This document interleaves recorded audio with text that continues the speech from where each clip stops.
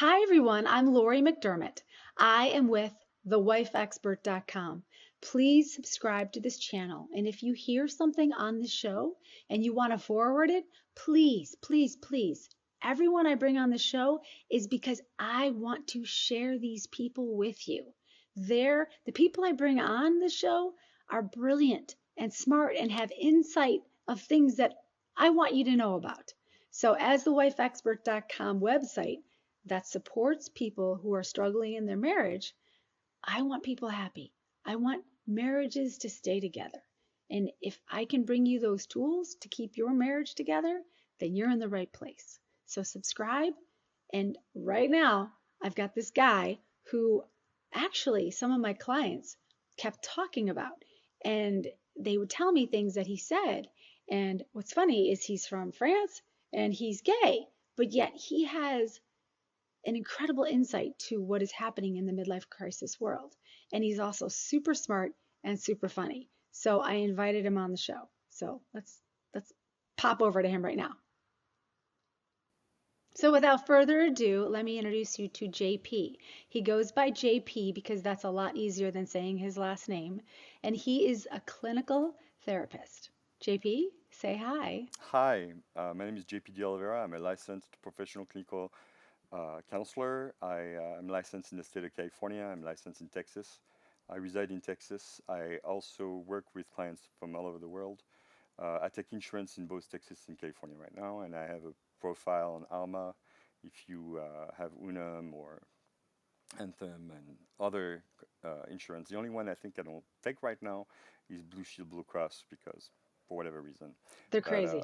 yeah, but I also do private pay. So if somebody has a lot of disposable income and they don't want to go through insurance, I'll take their card. Never say no. I'll never say no Um, to money, Yeah, right. So, the reason you came to me is because I coach a lot of women, hmm and there's been a couple of girls that just adore you. And their comment is, he is gay and he's from France and he knows this midlife crisis stuff more than anyone I have found. And I, as a person myself who's been to therapy after therapy with my own husband when we were struggling, therapists are like finding a good therapist is like finding a good marriage partner.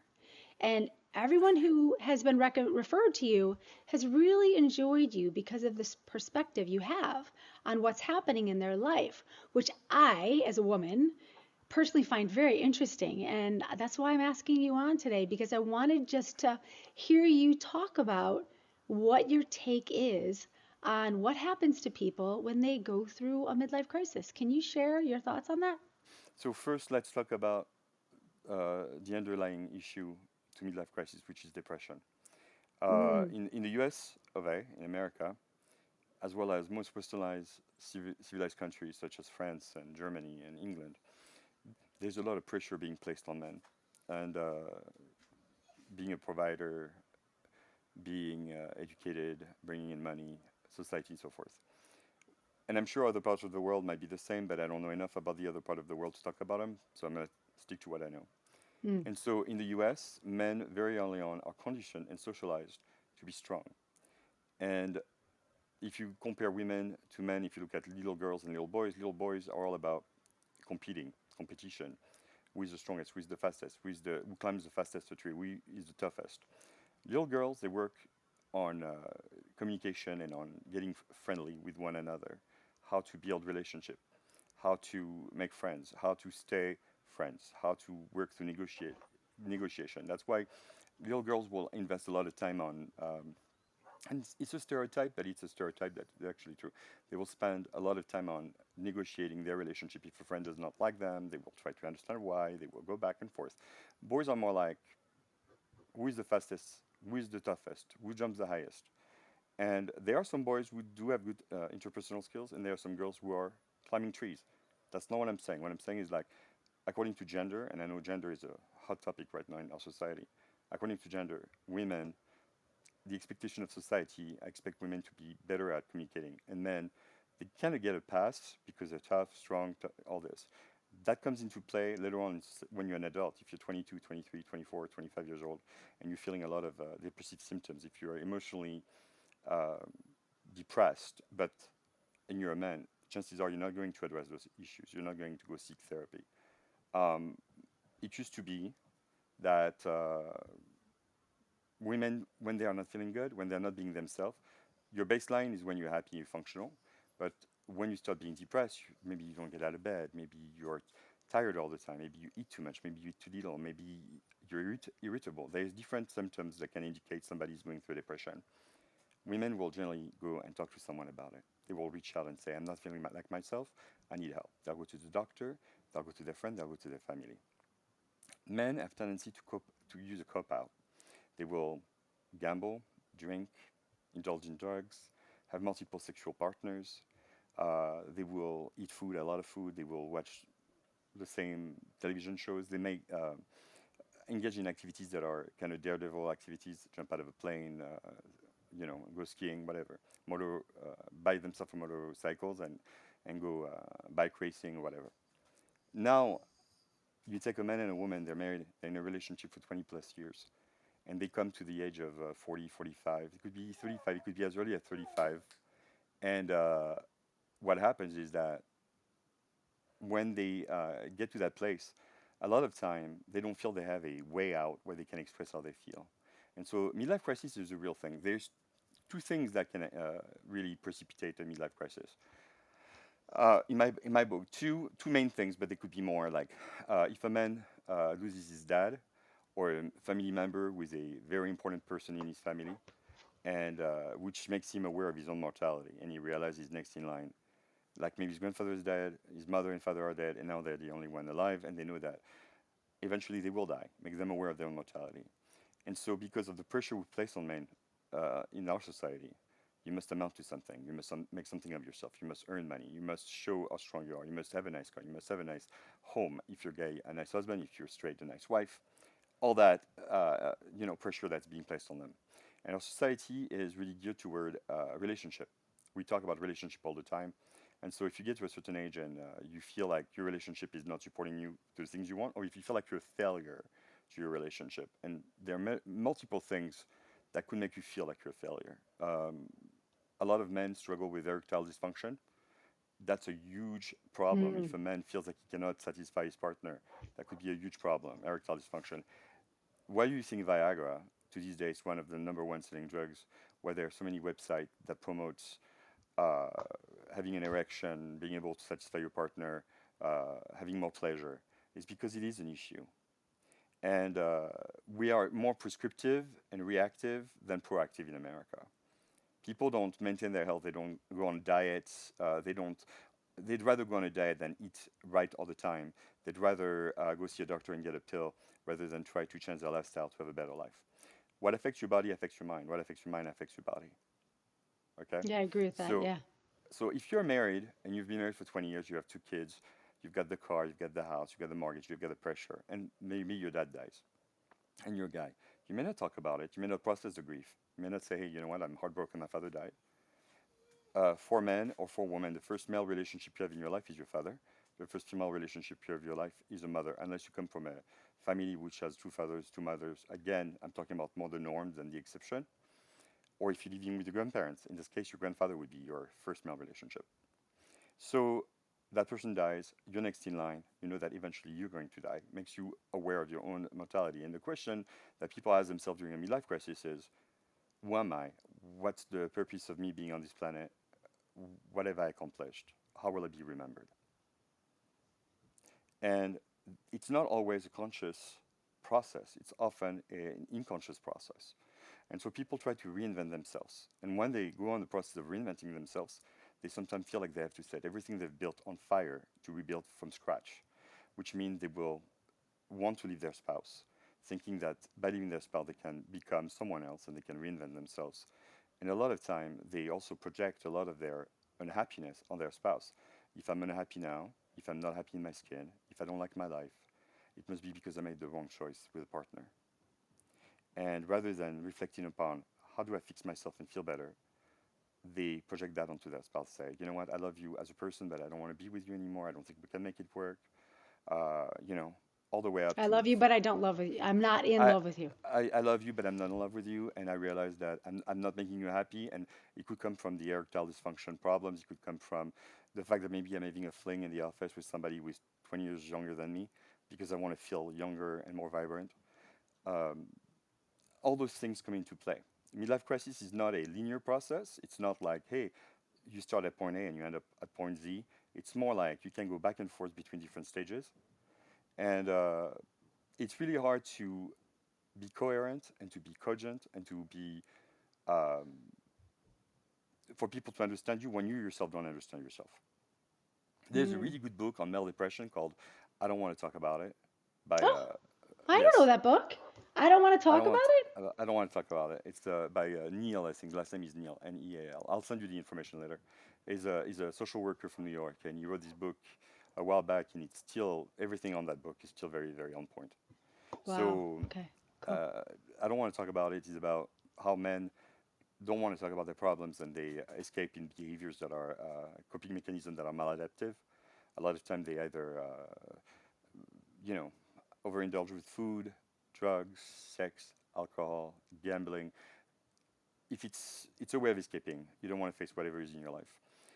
I've noticed in a relationship, sometimes people will project their unhappiness on their partner, saying, "If I'm unhappy, it's because of you, because you didn't make me happy." So I have to say something really important, and I hope people hear. No one can make you happy but you. You don't get Mm-hmm. married with someone that because they make you happy. You marry them because you're happy, they're happy, and you want to be happy together. But it is not the job of your partner to make you happy. So what happened? What do you think people should do in that moment when someone says, "You don't make me happy"? What do you think the response should be from the partner who I hears would that? say, "Oh, I'm sorry, I didn't realize it was in my job description." I like like that. I missed out. I missed out the Oh, memo. Where was it written that I was supposed to make you happy? okay. That's a good one. I like that. That's Yeah. a So there's also something we call menopause for women. They go through menopause. You have perimenopausal, premenopausal. Men have something called the andropause. In America, we don't talk about it as much. spell it. Andropause, Oh, Andro, and yeah. andro, like men in Greek. You Mm-hmm. got gene means female, andro means male. I Okay. know you think menopause should be for men, but no, we're not speaking English, we're speaking Greek. So Right. andropause. And so men go through andropause, and because we don't have a period, we don't have a way of measuring, you know, the cycle of a man. But men have a cycle as well. It's just different, and it's not the same. Women know once a month, or if they're regular or whatever, and they know they can get pregnant, and they know the day they cannot get pregnant anymore, that they're going menopausal. Well, men, the day your hair gets gray, the day your body starts getting fatter and fatter, the day you start having moods, swings, maybe hot flashes, because it happens to guys, you're going through andropause. There are many doctors out there who are providing now uh, care, which is called aging doctors or anti-aging doctors, and they help men maybe get on testosterone supplement. They measure your testosterone. Maybe they give you some vitamins. Maybe they indicate what kind of diet you should be on, and that helps you take care of your body, but also your mind, because your mind, your soul, your spirit, whatever you want to call it, is hosted in your body. So if the house is falling apart, you're not going to have a comfortable experience. And your mind affects the body affects the mind, as I said. So you take a combination of this. Maybe you have erectile dysfunction. Maybe your father died. Maybe you're diabetic. Maybe I'm giving you some case scenario because those are the problems that people face in America. Maybe Yeah. diabetic, depression. Maybe you're depressed at work. Maybe you don't like your boss. Maybe you don't like your coworkers. Maybe you feel like you're in a stuck place. Maybe your kids are growing up and being real brats. I don't know. It could happen, Mm-hmm. especially if you don't spend too much time educating them, right? You get Mm-hmm. what you put in. Maybe you have more debt than assets. Maybe you've overpaid for whatever you have in your life. Maybe your house is top down, your car is old, whatever. And you measure yourself through materialism. You measure yourself through the achievements of your life. You're thinking, hey, you know what? I should be happier. I have a Mercedes Benz. I should be happier. I live in a nice neighborhood. I should be happier. My wife is good looking. But I'm miserable. Why? Again, external motivators cannot make you happy. You make yourself happy uh, from the inside. That means that I know it sounds really kind of corny and kind of hallmark, touchy feeling, but you have to like being the person that you are to be happy. You have to be happy in your body. You have to be happy in your soul. You have So to, what? If I was a man who was going through this and I came to you, what would you advise me to do? How do I start liking myself? Well, I would start by if you come to me and you're like having an existential crisis, I would say, when was the last time you went to see a medical doctor? Have you done blood Mm, work? Is there anything at a physical level that might be impacting your mood? that's Because you good. know what? Psychology, and I love the fact that you break your arm, you go to the hospital, first thing they do is an x ray, right? In Right. psychology, in psychiatrist, you go to your psychiatrist, he will throw a bunch of medication at you until see what sticks, what doesn't, Yeah. without doing a CAT scan, an MRI, or anything like that. So I would say, hey, you know what? Go see your medical doctor, have a conversation with the medical doctor. Are you taking some vitamins? Are you exercising? Are you eating right? Are you sleeping? Are you not sleeping? What's going on? How do you like yourself? Well, I would say the same way you like other people. Is that are you somebody that are you aligned with your values? If your values say one thing and you do the opposite, you're going to be miserable. Hmm. My definition of happiness is when your expectations are met by your reality. My Describe definition of that. an Go further. Tell me about that. I'm going to go further into it. My definition of happiness is when your expectations are met by your reality. My definition of unhappiness is when your expectations are not met by your reality. So you either change your expectation, you lower them, you raise them, whatever, to get the reality you want, or you change your reality to meet your expectations. So if you don't like the body you have and if you don't feel comfortable in your skin, go exercise. If you're not happy in your job, get a new job. If you're in a job that's pretty good but you don't like the job for whatever reason and everybody's telling you should be happy but you're not happy, figure out what makes you happy. Also become grateful for the things that you do have. Happiness is about being grateful, showing That's right. gratitude, saying Yeah. thank you, having joy in your heart. Yesterday I went to Target, for example. I went to Target. I had a few things. I wanted to buy a tree topper for the Christmas tree, even though I'm not Christian. But we have a Christmas tree because we gotta have a Christmas tree because my kid believes in Santa and all that crap. So Yes. we had a Christmas tree. Crap. Well, he Sorry. does. He does. I'm sorry. I don't mean to offend anybody who might be religious. No, no, I'm not I'm just religious. kidding. You I, have every right to have all your own right. opinion about I everything. am a highly spiritual person, but I don't belong to any faith right now. I Wonderful. belong to the Church of I. So anyhow, I went to Target and I'm buying some Christmas ornaments, and I decided I'm gonna get a cup of coffee because I need to treat myself, and they have a Starbucks. So I get in line, and there's a woman ahead of me, and we start talking, and she's telling me that life has been really hard, and that it's gonna be a really hard holiday, and that she's got many kids. And I'm talking to her, making casual conversation. We get to the counter, she orders a drink, and I look at the lady and I said, "Put that on my tab. Don't let her pay for it." So, Aww. and I'm not Aww. telling you this That's so that I nice. can feel good about myself. I'm telling you. And so I bought myself a coffee. I paid for it, and she was shocked. And I'm like, "Happy holidays, Merry Christmas if you celebrate Christmas." And she goes, "Why did you buy my coffee?" And I said, "Because you know what? Giving to you makes me so happy. Yeah. It feels me. It's a $5 drink, right? Starbucks is overpriced. It's a $5 drink. It is a cup of coffee, $5. You need a market. Agreed. So anyhow, I paid for the coffee, and I felt so good. So good. Much Yeah. better than she did. She liked the drink, I'm sure. She left with it. She said thank you, and I wished her well. But this small gesture for her was a big gesture for me. It filled me up with joy for the rest of the day. So Yeah. being grateful is giving back, but also being cognizant when you give back to others and being happy to do something for somebody else. Mm. If you do it with the expectation that people need to thank you or you expect a return, then you're going to be miserable. Hmm. Expectation, reality. If you do it with a desire to please others and have a good time and not care. I've done many things in my life for people and they didn't return the favor, and people said, "Oh, you feel stupid, right?" I'm like, "No, because my intent was to do it for them. I didn't expect anything from them." That's right. Unhappy people are always expecting people to match them in their behavior. So maybe they'll throw you a birthday party that's out of this world.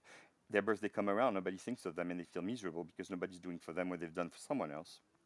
Mm. And I say, if you do things with the expectation that it's going to be returned, you're going to be a miserable person. Because Hmm. some people take, some people give, some people do both, give and take. But some people aren't able to give it. Some people don't have the empathy to think about how other people feel. We are all very different. This is a world of diversity. And we have to accept that not everybody thinks, acts, believes in the things we do. And we have to be tolerant and accepting of others. Sometimes we have to tolerate them from afar because they're toxic, and we have to say, "Hey, I like you over there."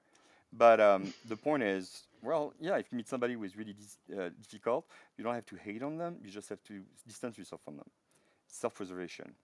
Yeah. Rule number one, hierarchy of needs from Maslow. primary needs, first level of needs, is a need for primary need, food, shelter, and everything. Secondary needs is the need for safety. Third need is the need for socialization, making friends, having friends. Fourth need, self-recognition, having people recognize you.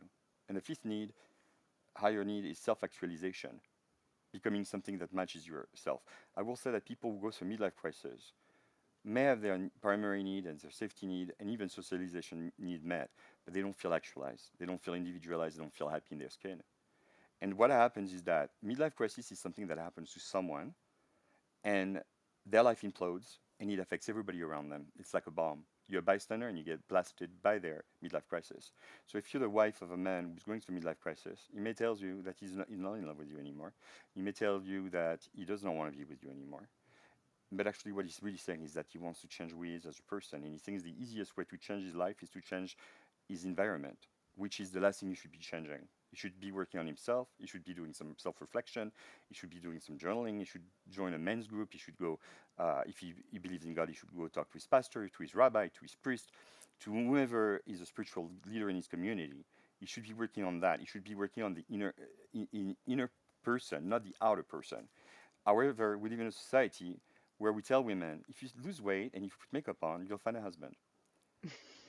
That's the society we live on. We have makeover shows where women go in and they are wearing sweatpants and no makeup, and their hair is all messed up. And by the end of the show, they have a full makeover, and their life's supposed to be better. What they And don't they have a understand, husband walking out the door. Yeah, okay. right? But what they don't understand is that 6 months later, she'll be back in her sweatpants, and she'll be maybe fatter because her soul has not been nourished. And also, we don't need to change anything about ourselves for people to like us. You don't have to be skinny for someone to like you, and you don't have to be younger for someone to like you, and you don't have to be blonde for someone to like you, and you don't have to be a Gemini for someone to like you. It doesn't matter. You are who you are, and people have to like you the way you are. And if they don't like you, that's the loss for them. There are 8 billion people on the planet Earth. Go find someone who likes you. But most and foremost, the first relationship you have is with yourself. So if you don't Mm, like yourself, how do you expect others to like you? And that's then, right. and when you meet people, some people are messed up. They have had hard lives. So hurt people. Do consider when somebody comes to you to give you advice. If it's unsolicited advice, I would be like, why are you giving me this advice? But if it's unsolicited advice from someone who loves me and they say, I love you and I want you to have a good life, this is why I'm telling you this. But if somebody says to you, you look fat in that sweater, out of nowhere, that's just being mean. And that's Yeah. unsolicited and not helpful. So coming back to the midlife crisis, the man, the andropause, being married, having a wife that you're married and you're in a relationship and you're like ready to call it quit. You're like, I'm unhappy, I've been unhappy for 10 years. And you know what? Mine is distorted. A lot of time you're in a happy marriage for 20 years. You end up having 6 months of difficulties. You're like, I've been miserable for 20 years. No, you have not. That's so funny, You've been right? miserable for 6 months, not 20 years. Do the math. And It's been a so, year, it's been 5 years, it's been 10, yeah, now it's yeah, been. yeah. They're like, life is not just a happy, it's not a walk to Disneyland, though Disneyland is getting to be very expensive. But it's not a trip to Disneyland to be married. And marriage is, when people say, oh, marriage is so amazing, the happiest day of my life. I'm like, guess what? The happiest day of your life is every day of your life if you make it. You don't have to get, That's right.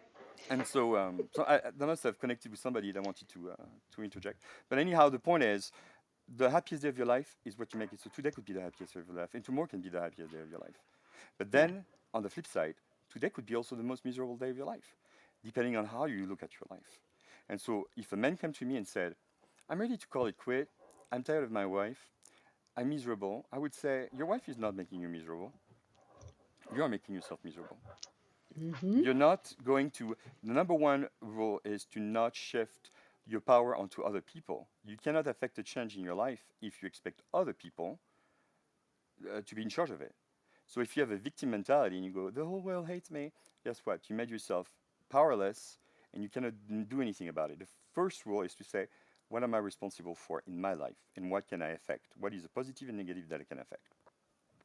Yeah. You admit to yourself that, hey, you made some mistakes, you've learned some few things, but ultimately you're responsible for your life. Hmm. So you want to step away from being a victim and you want to become more of a survivor. So if a man comes to me and says, I'm unhappy in my life, I don't like my relationship, I'm going to ask them a question. I'm going to say, are you in danger? Is your wife trying to kill you? Is she no, I'm gonna ask. I'm gonna ask. Is your wife trying to kill you? Yes. And if he says no, I'm gonna say, okay. Does she beat you up every night? No. Is she doing something that's unlawful? Does she run a drug smuggling business out of the basement? He goes, no. I'm saying there. Does she is she engaged with someone else? Like, does she have another relationship with someone else in the marriage? He might go yes. Sometimes it happens. He goes yes. And I'm gonna say, okay. What about your relationship do you not like? What's making you unhappy in your relationship? And a lot of times go, well, I am not happy sexually because people, believe it or not, the average American couple has sex once a month. Once a Mm. month. A marriage where there's no sex, it's a marriage that's dying. Yeah. So So how does yeah, I have other questions. I don't know how to interject because everything you're saying I want to hear, but I have other questions. Tell go me ahead, what to go do. ahead. So right there, what does a man do just who is going through something and his wife's not having sex with him? He cheated 10 years ago and he can't get You back need in to the go see a bedroom with her. sex therapist. If you are married to someone who's denying you sex, your wife has a problem. And Yeah. you have a problem because your wife has a problem. Yeah. You cannot That be in is a a problem. marriage, and if you're a woman and you deny your husband sex or use sex as a weapon to get your husband to do what you want, think again. Because if he's not getting it from you, he's going to get it from someone else. He'll find someone. Yep, that's Oh, what of happens. course, sex is a basic need. It's like eating, Hmm. sleeping, whatever. You cannot deny a grown man access to the bedroom, especially if you made a commitment to him. So if you don't want to have sex with him, then that's not a marriage. I don't know what it is, but sex is part of a marriage. It's And not a go marriage. see a sex therapist. Yeah. And so I know that some women will say to their husband, I don't want you to watch porn. I'm like, there's no issues with porn as long as it doesn't become a crutch to functioning in society. But if a guy wants to watch porn video, some people might have values, like they're gonna say, oh, you know what, God said. I'm like, I'm not religious. I'm gonna go, okay, if this is a man that spends 24 hours a day watching pornographic material, then he's got a problem. The same as having a glass of wine is not a problem, but having 3 bottles at night is a problem. That's So right. it's a matter of how you take it and what you do with it. I will say, if you're a man and you have a wife and you're straight and you'd rather watch porn than have sex with your wife, you've got a problem. Because you've got a willing participant in the bedroom and you have somebody who wants to love you. Sex is not just sex, sex is also a way of being intimate, of connecting with someone else.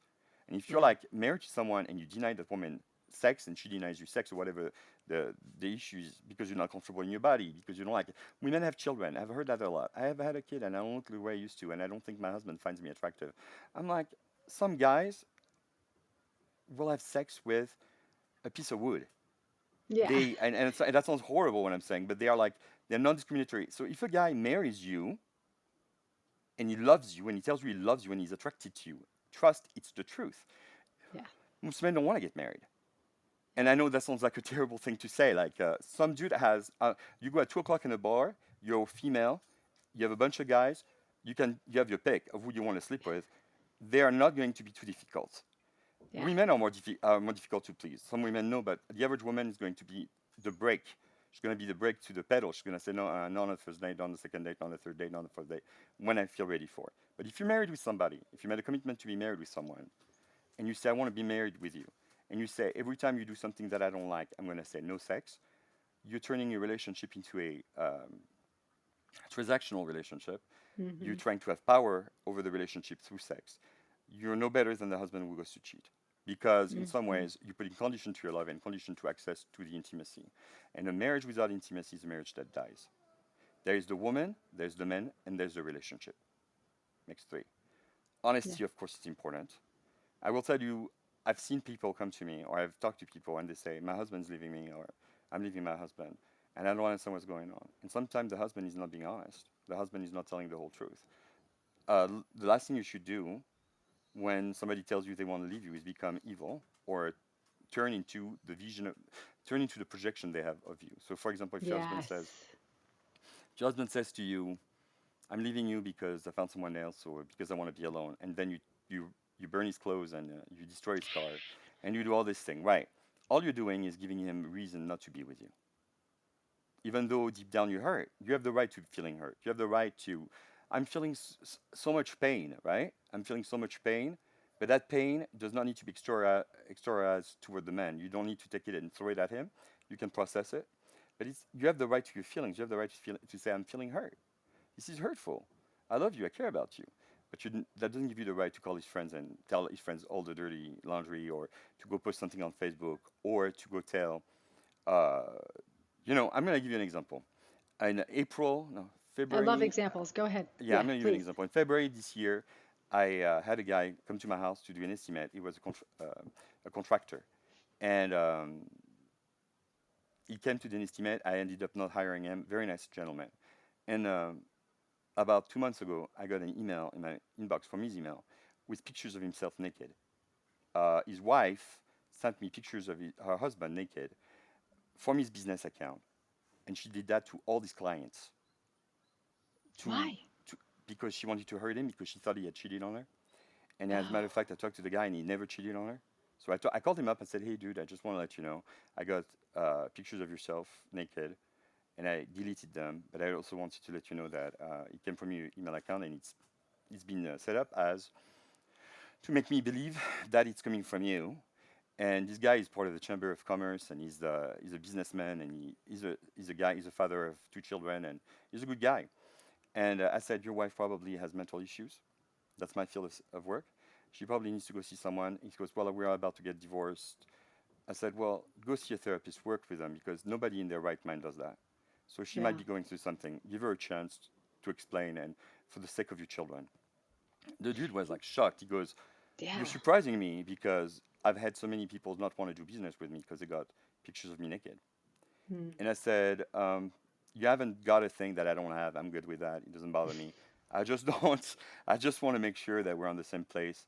That you know that somebody out there has sent pictures of you naked to all your business contacts from your email account, which So basically sad. means that you can even go after her if she's your wife. You don't want to go after her, but you want to deal with it. It's called Hmm. revenge porn. So that's very Where, toxic." so did he take the pictures? The first rule of thumb, which I tell all my children, is never, ever, ever take a picture of your body part naked, ever. Well, That just stops hormonal. I don't think he took the pictures. I think she took the pictures because from the angles and Oh, the how he was laying in bed, she took the pictures. But then I she held on see. to those pictures, and then she used those pictures against him. Hmm.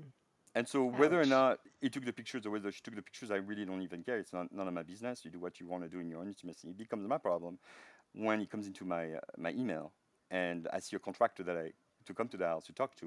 And next thing I know, he's naked, and you Yeah, know, that's a lot. it's just weird. So anyhow, the long story short is that you don't ever want to treat someone in a way that's morally and legally reprehensible. You Hmm. want to have a line of conduct, and you want to stick to it. You want to be the best version of yourself.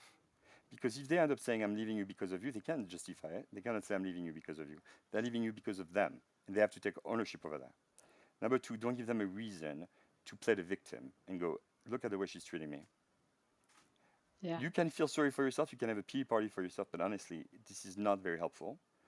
If your husband is leaving today, that means that so many months or years before that moment, there was not enough intimacy, not enough communication. There was issues going on that you ignored. Maybe he was depressed, you ignored it. Maybe you were not communicated and you ignored it. Maybe he was indulging with drug and alcohol and you ignored it. Maybe he was sleeping around and you ignored it. You cannot ignore a problem. It will magnify.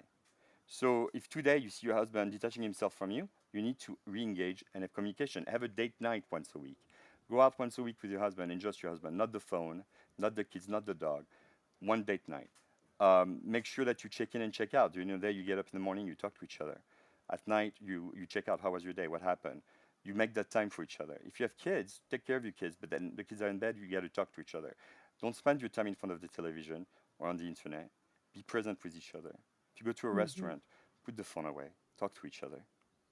Have a contract where you make commitment to each other, where you say, "I will have sex with you so many times a month. I will no, I will." That's an important thing because you Yeah. know what? If you have kids, I'm going to be honest, if you have children, you have to schedule it. If you don't schedule it, it will never happen. Yeah. It will never Unless you're happen. like after church on Sunday and the children are at grandma's, I mean, like it's boring. But you gotta schedule it, and you have to make yourself available.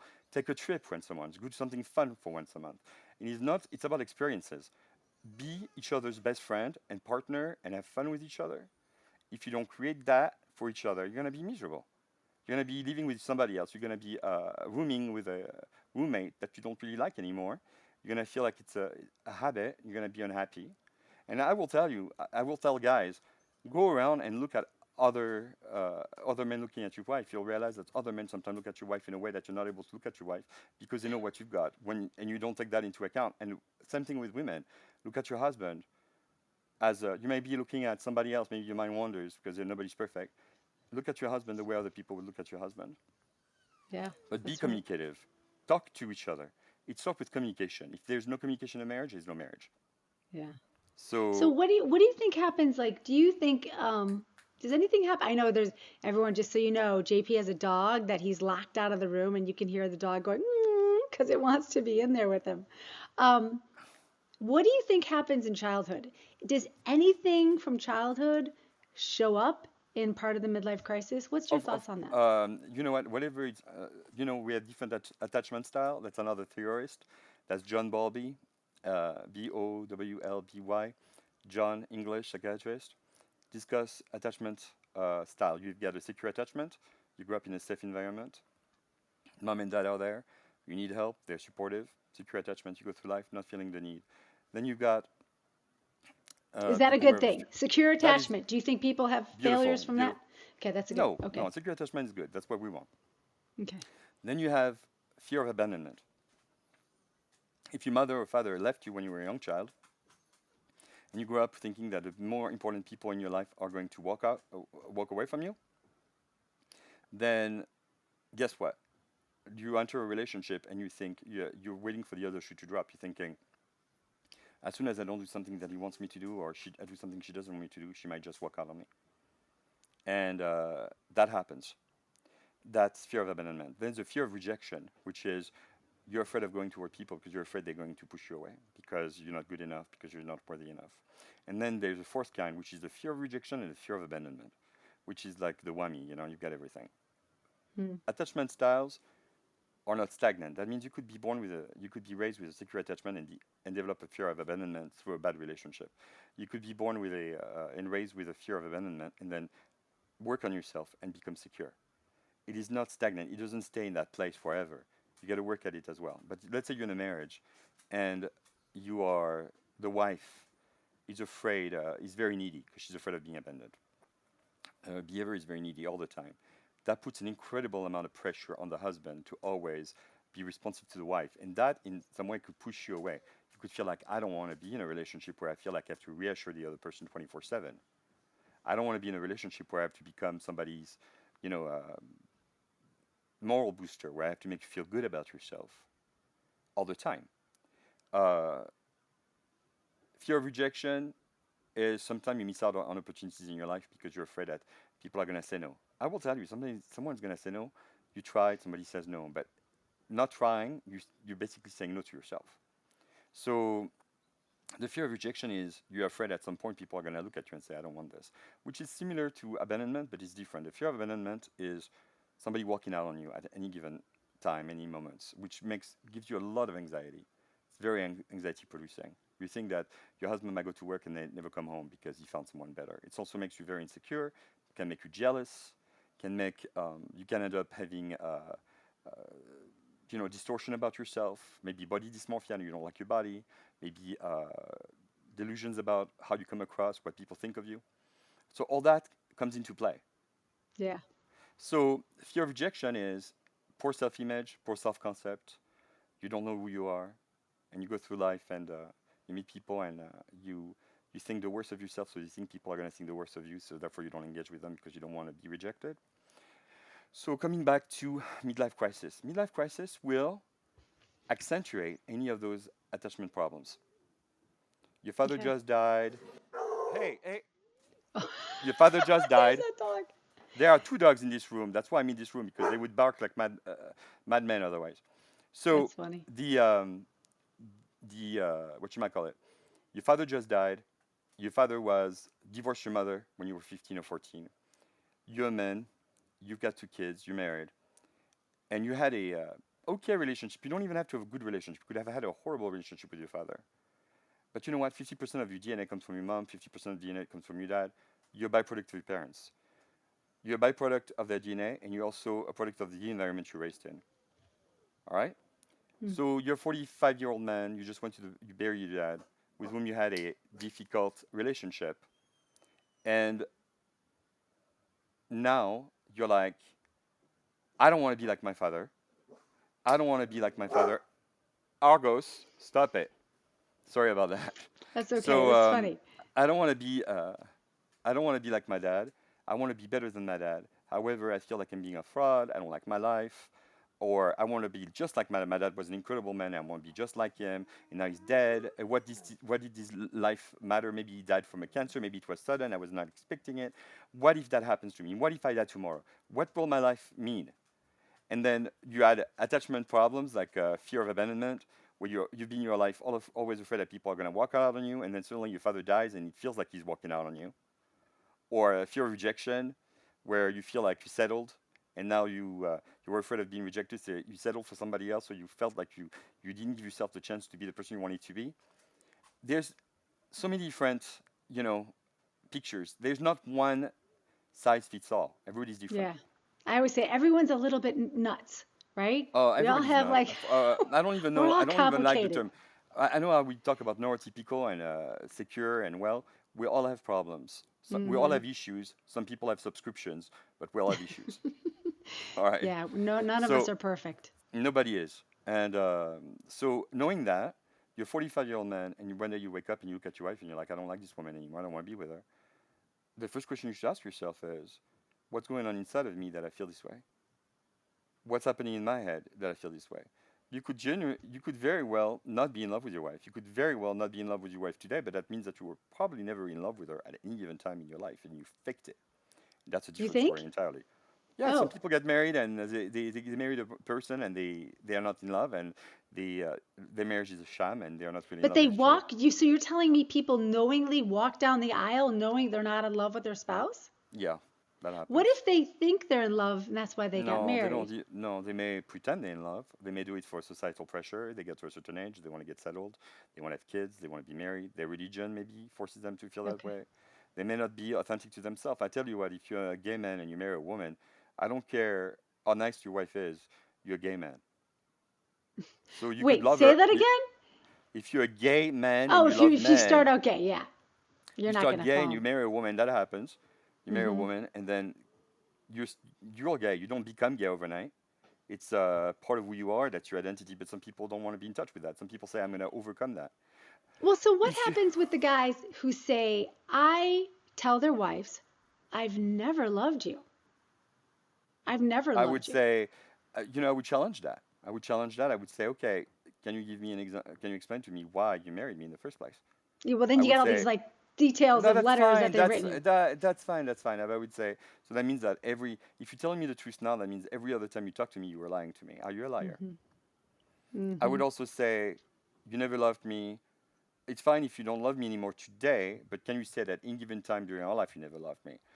He said, oh no, I loved you as a person, but I was never in love with you. Yeah, what do you do with that? That could I was in that love could with be you, and now I'm not. that could be the truth. That could be the fact. Some people are like that. Some people have never experienced love, or what we call love, the big L. They meet somebody and they love them enough and they settle. And that's not the partner's fault that they're selling, it's their fault they're selling. They're entering a contract knowing full well they're not going to be able to honor all the term of the contract. It's misrepresentation.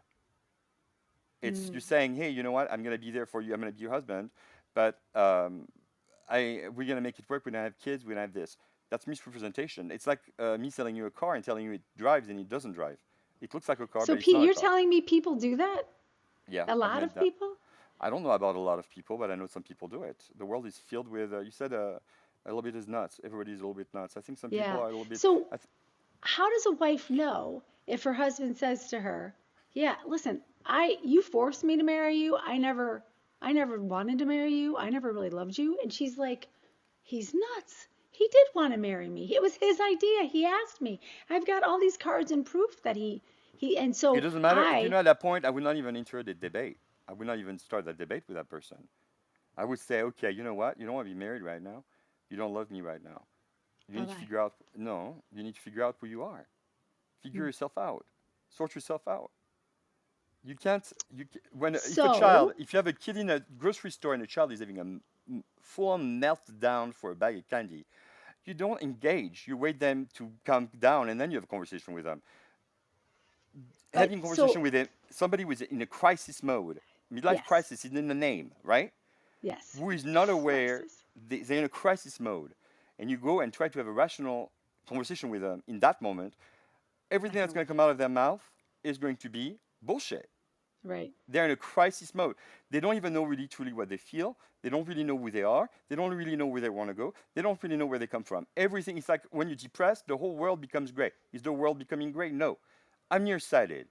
If I don't put my glasses on, everything is blurry. When I put my glasses on, the world is clear again. Is it the world that changes or is it me with my perspective that changes? True. The point is, a man goes to his wife and says, I never loved you. I am unhappy And in my I life. have that. I have that. Okay, that happens all the time. I would Yep. say to that woman, take a step back because that's his problem. He's experiencing it at his level. You have a different experience from him. You had different memories from him. You don't get into a debate and tell him everything you've done right and all the things you had together with him that made you happy. What you want to say is, hey, you know what? You need to go see a therapist. A good one. Don't go see somebody who is pro divorce. Go see somebody who is pro finding out why you're depressed. Midlife What's crisis is going on? somewhat is a form of depression. It's existentialism. You can have some anxiety and some depression. So you go see a therapist and you say, I am not happy in my life. I'm not happy in my skin. I'm not happy in my marriage. I want to change things and I don't know where to start. Where, help me. The therapist will say, okay, let's talk about what's going on in your life. Let's talk about now. Let's not go back to when you were conceived because some people want to go all the way back to the childhood and everything. That doesn't matter in the moment. It's like, Right. what Yeah. are your biggest priorities right now? What do you want for yourself right now? How do you know if And people are lying to you? what would you go see a therapist? Do you mean in a marriage or with a therapist? No, I have some husbands who go into therapy with their wife and flat out lie to the therapist or came home and said, "Well, I didn't tell the therapist this part of it." And the wife is like, "Why didn't, like what? You Like, know can what? you tell that?" There's been studies on lying. People lie all the time. Everybody lies. And on a first date, you lie 300 times more than you would on a regular time because people want to pretend something they're not. Mm. I would say, how can you tell if somebody is lying? No, you as a therapist, how do you tell No, but in a, I'm asking myself, well, yeah, I feel it in my gut when somebody is full of shit. okay. Like, if I'm dealing with someone who is like, has shifty eyes and is not looking forward and has the telltale sign, bad poker player, and you know that they tell you one thing but they do the opposite, you know they're not being authentic. Do Sometimes you call people them are out? aware. Yeah, always. Okay. But, and I don't do it quite in an abrupt way because my point is to keep people Mm-hmm. together. Yeah. It's to make sure that people are happy together. My point is to make sure that there is a long run that people are going to be married. You don't want to destroy the character of somebody in front of the spouse and then expect them to stay Mm-hmm. married. It doesn't work Mm-hmm. that way. You want to build Yeah. them up. But you want to say, Mm-hmm. hey, you know what? You said that, blah, blah, blah, blah, blah. How does that, you want to be Socratic about it. I'm Socratic about it. Ask questions. And they got to come to their own understanding. Sometimes I know they're lying, but I don't tell them they're lying. But I ask them a question. I make them think what they're saying. Maybe they're not even aware they're lying. So they need to figure that out. But the basic question is a woman and a man enter an office with a therapist. And the guy is already said he wants to get a divorce. The therapist should be asking the two people, are you both willing to give it what it takes to work on this marriage and work on this therapy? Can you commit to 3 months? Can you commit to 6 months? Are you willing? If the husband says yes, then he has to commit to the word he's given. What if he says no because he's having an affair and he hasn't told his wife yet? Then get out of my office. You're not the right client for me because I'm not going to help you lie to your wife. I'm like, But how would you know? Like, how do you, you ask her, like, but you know what? But hold on. Let's simplify it. yes, please. Somebody walks into the. Stop, Argos. Sorry about He that. wants to talk. No, well, he talks too much already as it is. So anyhow, the someone walks in my office and says, "My wife is responsible for the marriage is breaking down. My wife is responsible." I'm gonna say there's not one party that's free of guilt and the other one that's the victim. Everybody, the marriage is between the two of you. Let's work at that. You do an intake. Generally, as a therapist, you will do an intake with a couple, and then you'll meet with one person, and you meet with the other, and you get both sides, and then you bring them together. Mm. There are too many therapists out there who start coaching their clients into getting a divorce. That's right. That is not okay.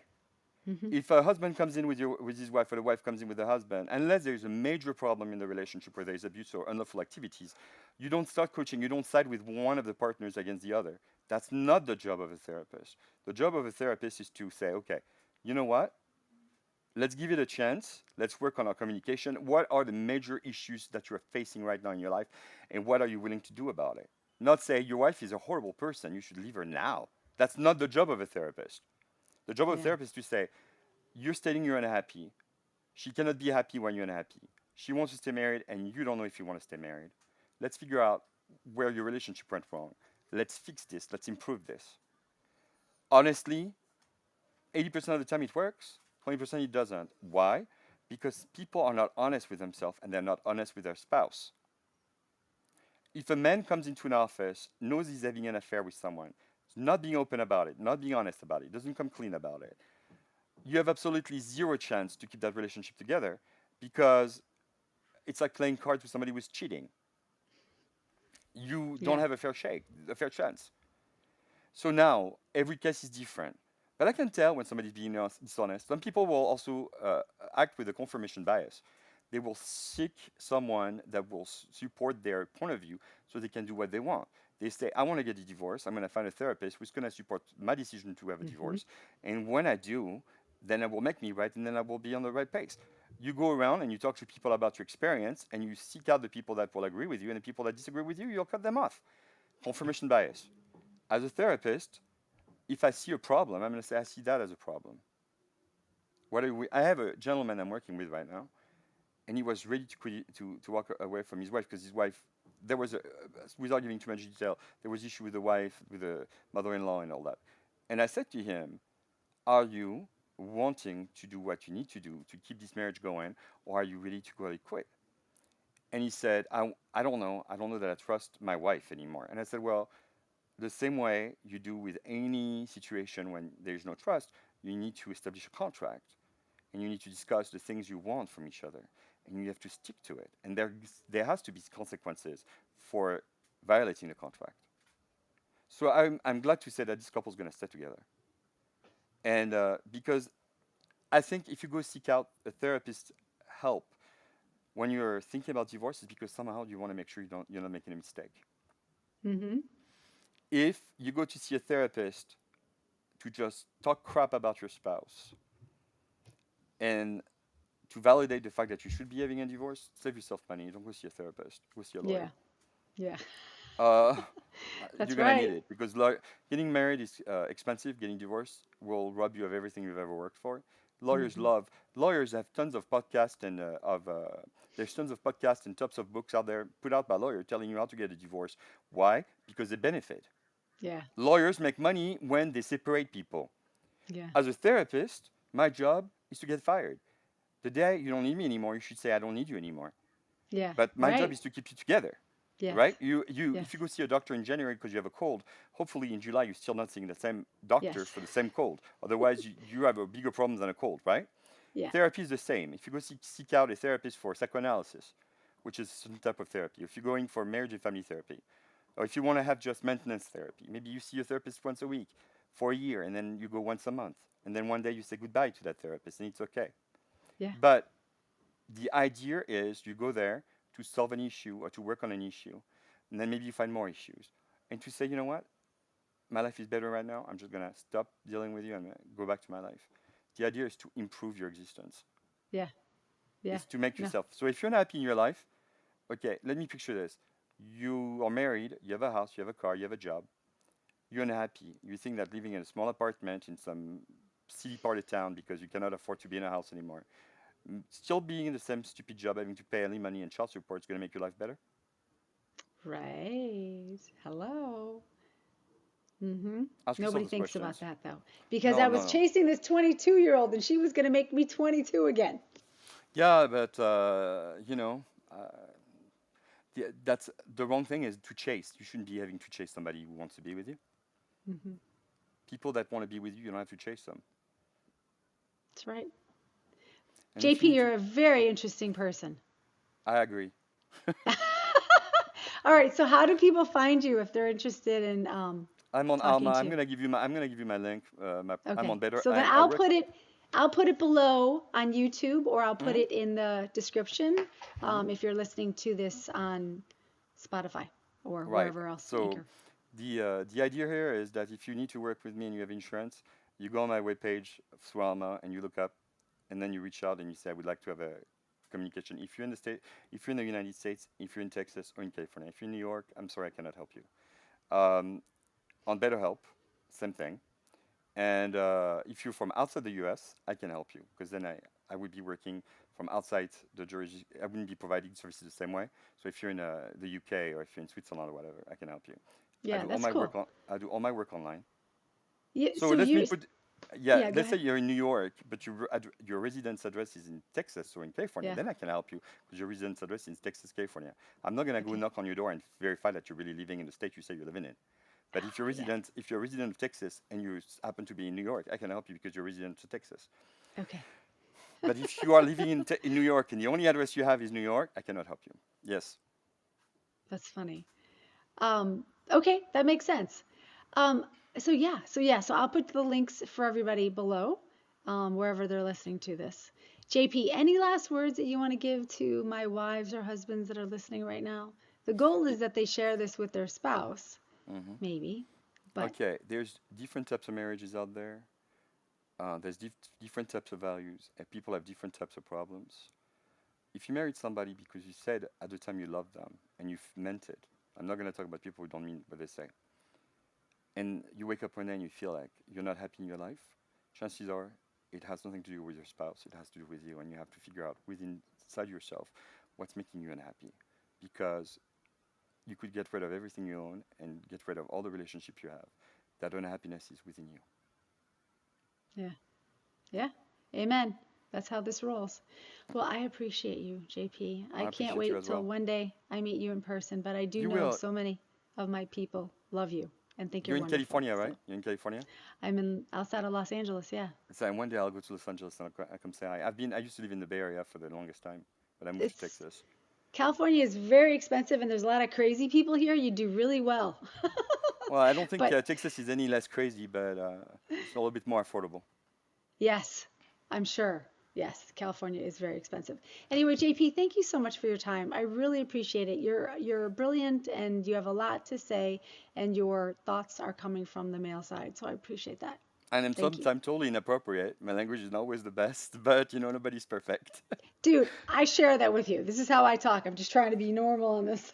So Well, everyone, it's kind of like, oh, you've got like earlier, I was like, a guy will sleep with anybody. You've got a pulse. You're female. Oh, you're good. So if you're married to a guy and the guy says he loves you and he's attracted to you, don't challenge him.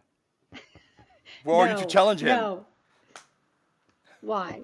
Yeah, no, I agree completely. It was Sex super is nice very talking. important. It's You know been what? great, JP. It's been great for me as well. You're very lovely. I wish you a great day. Thank you for having me. Thank you too. Bye. Bye bye. Mwah. Okay, wasn't that amazing? JP is absolutely lovely. He talks a lot and he has a lot to say. The man is super smart. And if you need his help, or if your husband is struggling or your wife is struggling and you're looking for a therapist, check him out. I'm going to list all of his information below. Whatever you're listening on, just please check the notes because that's where you'll find his info.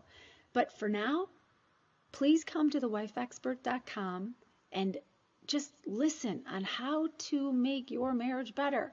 Your life will be happier when you feel good and you're making yourself into the greatest person. And then you have this amazing person that you've already invested all this time with. Let's keep you together. Let's keep your family together so that for generations, your tree will just grow and grow and grow. We all want that. So until next time, I hope you subscribe and I will see you next time.